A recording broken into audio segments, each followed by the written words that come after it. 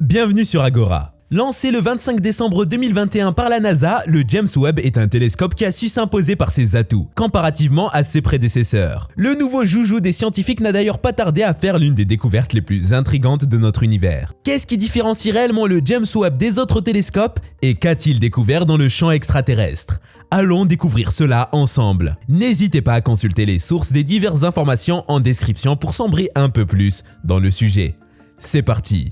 Le lancement du James Webb, un événement qui fait suer et saliver les scientifiques. Pendant 30 années entières, les astronautes du monde entier ont attendu avec impatience le James Webb Space Telescope. Cette attente a finalement pris fin le 25 décembre 2021, avant le lancement du plus puissant et plus complexe télescope spatial de l'histoire de l'humanité. Mis au point par les chercheurs de la NASA et ceux des agences spatiales de l'Europe et du Canada, il apparaît comme le successeur de Hubble. Toutefois, les autorités ont bien souligné que ce dernier ne sera pas mis totalement à l'écart. L'idée de ce télescope a vu le jour en 1990, mais ce n'est qu'en 2004 que le projet de construction du James Webb a débuté. Suite à ce retard de 14 années, le lancement également n'a pas été fait entre 2007 et 2011 comme cela avait été prévu dès le début. En effet, le décollage a été reporté à plusieurs reprises non seulement à cause de la complexité de l'appareil, mais également des enjeux financiers qu'il exige de la part des responsables. Son coût, qui a été estimé à 3,5 milliards au départ, a su atteindre finalement la barre des 10 milliards de dollars. Avec un investissement de cette taille, les concepteurs n'avaient pas du tout le droit à l'erreur, ce qui a occasionné des reports de lancement, notamment en 2018, 2019, 2020. Et ce n'est qu'au 25 décembre 2021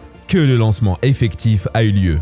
On ne le répétera jamais assez, le James Webb est l'un des joyaux technologiques les plus avancés de notre ère. Son miroir de 6,5 mètres de diamètre est en effet l'assemblage de 18 autres plus petits qui ont tous une forme hexagonale, afin de mieux réfléchir la lumière qui sera captée dans les confins les plus lointains de l'univers. Le miroir est fait de beryllium et est totalement recouvert d'or. Au sein de son observatoire, il y a des imageurs qui lui permettent de prendre des photos du cosmos, ainsi que des spectromètres qui étudient les propriétés chimiques et physiques des éléments observés en décomposant la lumière. Pour lui permettre de mener à bien sa mission, l'ensemble de ces équipements est protégé de toutes les sources externes de la lumière et de chaleur comme le soleil, la Lune et même la Terre. Grâce à un pare-soleil de la taille d'un terrain de tennis, ces composants sont également à l'abri de la chaleur émise par l'observatoire lui-même. Afin de garantir sa solidité, le pare-soleil est constitué de 5 différentes couches extrêmement fines de Kapton. Il s'agit en effet d'un matériel qui est reconnu pour ses propriétés de résistance face aux températures les plus extrêmes. La face chaude qui peut atteindre jusqu'à 110 degrés Celsius est orientée face au soleil et protège certains équipements comme le moteur, tandis que celle froide est orientée vers l'espace, avec une température de moins 235 degrés Celsius,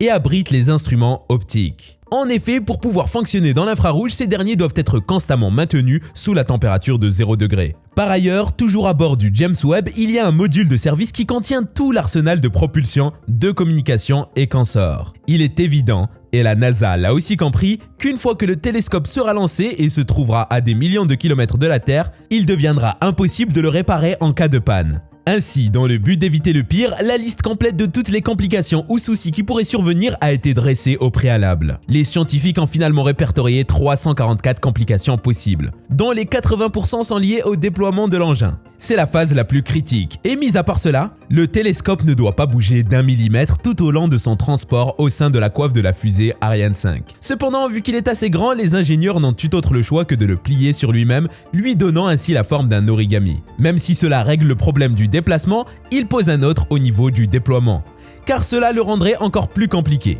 En effet, pour reprendre sa forme normale, le JWST devra effectuer 50 différents déploiements qui se fondent au total sur 178 mécanismes, uniquement pour déployer le pare-soleil. 140 mécanismes devront entrer en jeu, complétés par l'intervention de 8 moteurs, 90 câbles et enfin 400 poulies. Si un seul élément de tout ce rouage connaît un souci technique, c'est une mission de plusieurs milliards de dollars qui prendra fin. Mais au grand soulagement de toute l'équipe sur Terre, le décollage du 25 décembre 2021 a été un véritable succès. À bord de la fusée Ariane 5, le puissant télescope a survolé l'Atlantique puis l'Afrique avant de finalement faire la séparation finale. 27 minutes après, à 1400 km d'altitude et une vitesse de 34 000 km/h, grâce à une caméra qui s'est embarquée au niveau de l'étage supérieur de la fusée Ariane, le déploiement des panneaux solaires du télescope a pu être observé. Il s'agissait d'une phase les plus critiques car sans elle, l'alimentation des éléments du télescope n'aurait pas pu être possible. Les équipes sur Terre ont manifesté leur énorme joie à travers une tonnerre d'applaudissements de tout le centre Jupiter. À l'heure actuelle, les commandes du JWST se trouvent sous la direction de la NASA depuis le Space Telescope Science Institute, qui est situé à Baltimore aux États-Unis. Pendant au moins 5 années, James Webb fera le tour de l'espace afin d'aider les scientifiques à faire les découvertes les plus folles.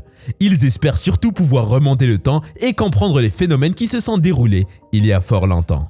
James Webb révèle des informations intrigantes sur WASP 96b.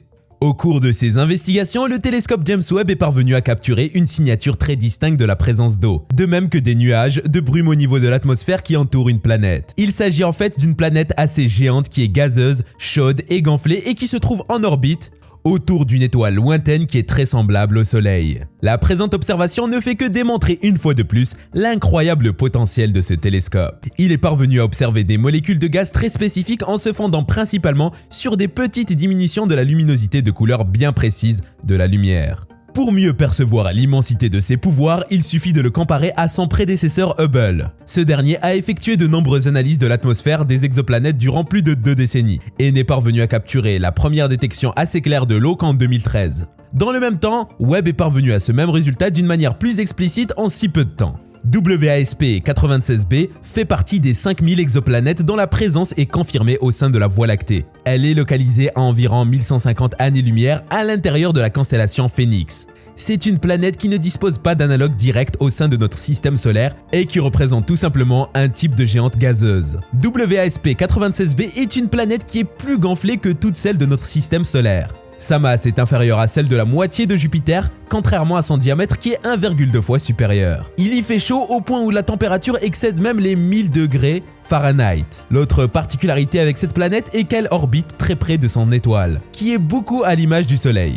Les scientifiques évaluent la distance entre les deux à 1/9 de la distance qui sépare Mercure du Soleil. Cela lui permet d'ailleurs de réaliser un circuit tous les 3 jours et demi. Sa grande taille combinée à sa courte période orbitale, son atmosphère gonflée et le manque de lumière voisine qui pourrait provenir des objets à proximité font de cette planète la cible parfaite pour réaliser des observations atmosphériques. Le 21 juin 2022, le NIRISS, Near Infrared Imager and Slightless Spectrograph, de Webb ont réalisé tout au long de 6,4 heures des mesures de la lumière de WASP 96b pendant que la planète était en plein mouvement autour de son étoile. Le résultat obtenu est une courbe de lumière qui montre la dégradation générale de la lumière de l'étoile durant le transit, ainsi qu'un spectre de transmission qui révèle le changement de la luminosité au niveau des longueurs d'onde de la lumière. Il s'agit en fait d'ondes individuelles de la lumière infrarouge, et elles varient entre 0,6 et 2,8 microns. Ainsi, la courbe de lumière vient confirmer l'ensemble des propriétés de la planète qui ont été déjà déterminées une fois grâce à d'autres observations. Il s'agit entre autres de son existence, sa taille et enfin son orbite. Dans le même temps, le spectre de transmission a révélé des détails qui étaient inconnus. Il a permis par exemple de percevoir sans aucune ambiguïté la signature de l'eau. En plus de cela, des indications de la brume ont pu être détectées, de même que la présence des nuages que l'on pensait inexistants d'après les observations antérieures. À ce jour, le spectre de WASP 96 qui a été capturé par NIRISS est le plus détaillé existant pour les atmosphères d'exoplanètes. Il couvre une gamme assez variée de longueurs d'onde tout en prenant en compte la lumière rouge visible, ainsi qu'une portion du spectre que l'autre télescope n'arrivait pas à atteindre, soit plus de 1,6 microns. Il s'agit là d'une partie du spectre qui a la particularité d'être sensible à l'eau, l'oxygène, le CO2 et même le méthane. Toutefois, la présence de ces éléments n'est pas évidente dans le spectre WASP. Les chercheurs ont plus de chances de les détecter au niveau d'autres exoplanètes qui seront bientôt étudiées par Webb. Grâce au spectre, ils auront la possibilité de quantifier la vapeur d'eau qui se trouve dans l'atmosphère, tout en limitant l'abondance d'autres matières comme le carbone et l'oxygène. Ils pourront même aller plus loin en estimant avec une certaine précision et profondeur la température de l'atmosphère. L'ensemble de ces informations leur permettront par la suite de tirer des conclusions concernant la composition générale de la planète, ainsi que son processus de formation. James Webb, à la détection des éléments organiques au sein d'une protoétoile. Au cours de récentes observations, le JWST est parvenu à détecter des traces d'un nombre important de composés organiques complexes. Ces derniers ont été observés non loin d'une protoétoile assez jeune, connue sous le nom de IRAS 15398-3359. En astrochimie, la formation des molécules organiques complexes au sein des systèmes protostellaires est un mécanisme d'importance capitale. En effet, il y a de fortes chances pour que ces composés organiques complexes soient les précurseurs de tous les composés prébiotiques qui constituent le fondement de l'émergence puis du développement de la vie sur Terre. D'après les scientifiques, les molécules organiques complexes prennent naissance au niveau de la couche superficielle des particules de poussière de glace. Toutefois, jusqu'à une période récente, les chercheurs avaient la possibilité de trouver ces molécules uniquement dans le gaz qui se trouve autour des protoétoiles. Mis à part cela, certains sont également parvenus à en trouver au sein de corps glacés qui font partie de notre système solaire. Mais c'était tout, jusqu'à ce que le JWST ne parvienne à les observer directement à l'intérieur des particules glacées du disque protoplanétaire. Cette découverte a été faite au cours de l'exécution du programme CORINOS. Il s'agit en fait du COM Origin Investigated by the Next Generation Observatory in Space. Il a ciblé la protoétoile en question, une protoétoile localisée dans le nuage moléculaire de Lupus 1, à une distance d'environ 505 années-lumière de notre planète et appartenant à la classe 0. En effet, cette protoétoile est très jeune et ne laisse apparaître qu'une coquille de poussière de gaz. En faisant usage de l'instrument MIRI, James Webb a réussi à enregistrer quelques substances qui font partie des particules de glace qui sont sur le disque entourant IRAS 15398-3359. Au nombre des substances observées, il y a entre autres le méthane, l'ammoniac, le CO2 et bien d'autres encore. Dans le même temps, le télescope est parvenu à filmer les jets de produits qui sont faits par la protoétoile ainsi que les complexes qui naissent entre eux. Pour les chercheurs, il s'agit d'une preuve palpable qui prouve clairement que le JWST est capable de réaliser une parfaite étude des protoétoiles. Nébuleuse de Carène, une beauté océanique en plein espace.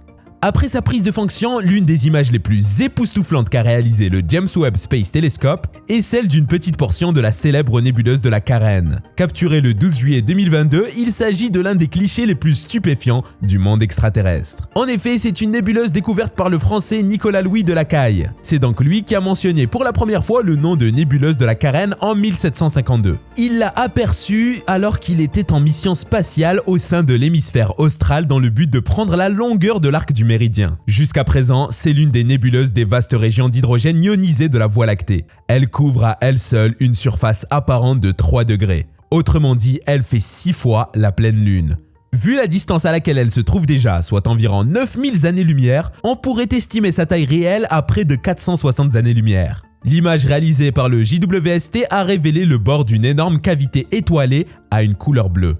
Avec la récurrence des vents stellaires, le gaz ainsi que la poussière de la nébuleuse en finit par se dissiper. Ce sont des vents qui proviennent pour la plupart du temps des jeunes étoiles qui sont assez chaudes et massives. Bien que ce soit une capture effectuée dans l'univers extraterrestre, la photo fait surtout penser au rivage d'un océan. À cause du rayonnement ultraviolet qui est émis par les jeunes étoiles, le bord des falaises a connu une légère érosion. Des nuages ornant la surface d'une étoile ratée. Au cours de son voyage spatial, James Webb ne cesse de faire des découvertes de plus en plus intéressantes. Récemment, il a même découvert des nuages de silicate à l'intérieur de l'atmosphère de la naine brune VHS 1256-1257b. Cette trouvaille est une étape très importante parce qu'elle va jouer un grand rôle dans le processus de compréhension de la composition des étoiles ratées. VHS 1256-1257b est au sein d'un système qui comprend 2 naines rouges localisées à environ 72 années-lumière de la grosse boule de feu qu'est le Soleil. L'une des principales particularités est sa masse vu qu'elle pèse au moins 19 fois plus que Jupiter.